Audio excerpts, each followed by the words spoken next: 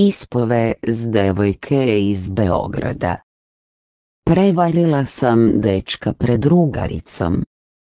Čim smo se posvađale, otrčala je kod njega i ocinkarila me. Ostavio me.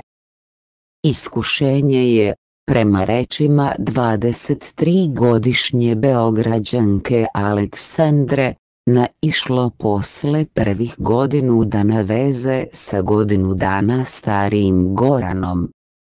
Ovaj život je neverovatno komplikovan. One koje volimo, ne vole nas, oni koji nas vole, njih ne volimo i tako u krug.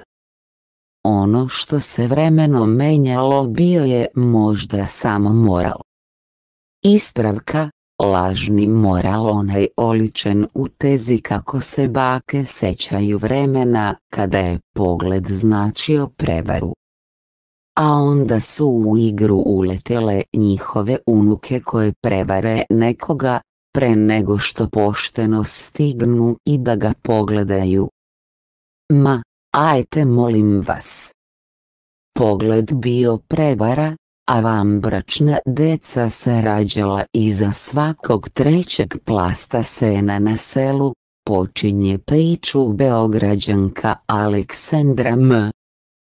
23, studentkinja jednog privatnog fakulteta, čija nas je ljubavna ispovest ostavila bez reči, pre svega zato što savršeno opisuje kako 20-godišnjaci gledaju na to koliko je puta sasvim u redu prevariti dečka. Da, većina Aleksandrinih drugarica, ma kako vam to zvučalo, odista misli da je prevariti dečka sasvim u redu. Tako barem ona tvrdi. Nemam problema da vam sve ispričam, onako iz prvog lica. Zašto bih imala, kad se ničega ne stidim? Iskrena je ova, neki bi rekli, tipična gradska devojka, koja stičemo utisak ne voli da joj drugi mnogo sole pamet. S Goranom sam bila u vezi svega nedelju dana, a već sam znala da je on onaj pravi, udubljuje se u priču Aleksandra. Znaš ono kad se sve poklapa i leptirići u stomaku, i ono što ti mozak sve vreme poručuje. Frajer stari od mene godinu dana. Bre, sve skroz na mestu. Nije ni čudo što smo godinu dana bili ko vezana creveca. Kud on, tu ja, priča Aleksandra. Posle 365 dana, kaže, naišlo je prvo iskušenje. Sasvim neočekivano. Od samog početka smo imali slobodnu vezu. Nije to baš bilo, on ide svojim, a ja svojim putem, ali jednostavno nismo ugušili jedno drugo. Ja za njega mogu da tvrdim da me nikada nije prevario. Ma, mogu da se kladim u to da mi umre mama.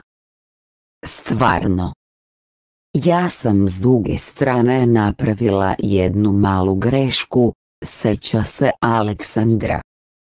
Gora me je prvi put otkako smo u vezi pustio prošle godine da idem sama na more. Otišla sam u Budvu sa Dragicom, najboljom drugaricom, s kojom se znam od 6. godine.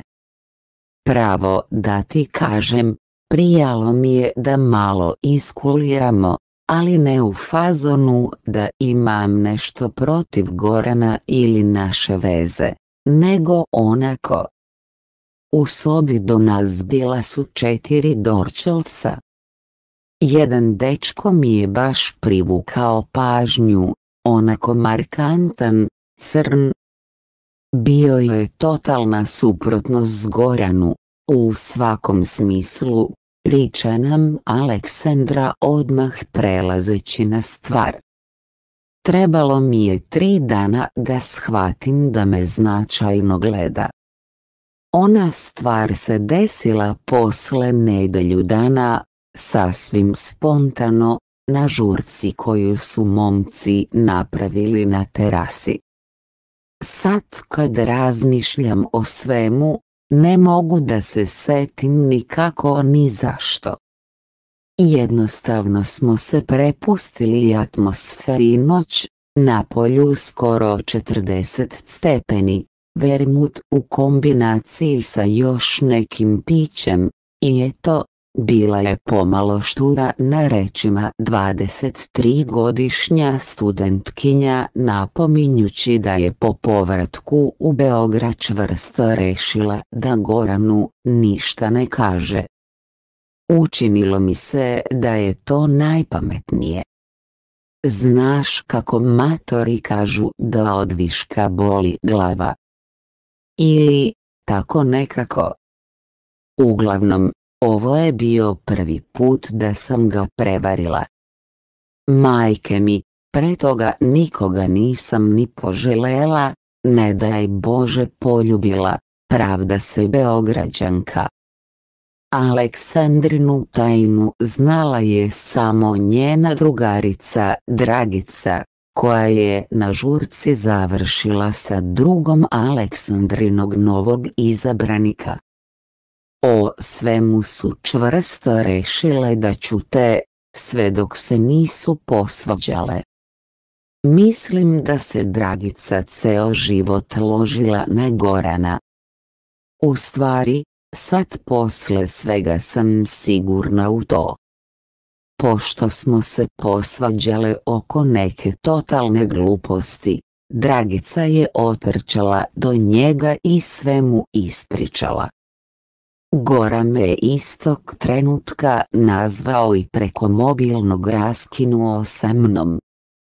Da li možete da verujete da je posle više od godinu dana veze sa mnom raskinuo preko telefona, pita nas zgranuto Aleksandra dodajući. Ja nikada nikome nisam ispričala da se Dragica iste večeri na žurci smuvala sa nepoznatim tipom. Nijednog trenutka nisam pala u iskušenje posle svega što mi je priredila da joj se osvetim, napominje Aleksandra dodajući da mala prevara poput one koju je ona napravila nije vredna toga da ostane bez momka kojeg je iskreno volela. Mislim da jedna mala, glupa prevara poput one koju sam ja napravila nije razlog da neko u sekundi rasturi nešto što smo gradili čitavu godinu.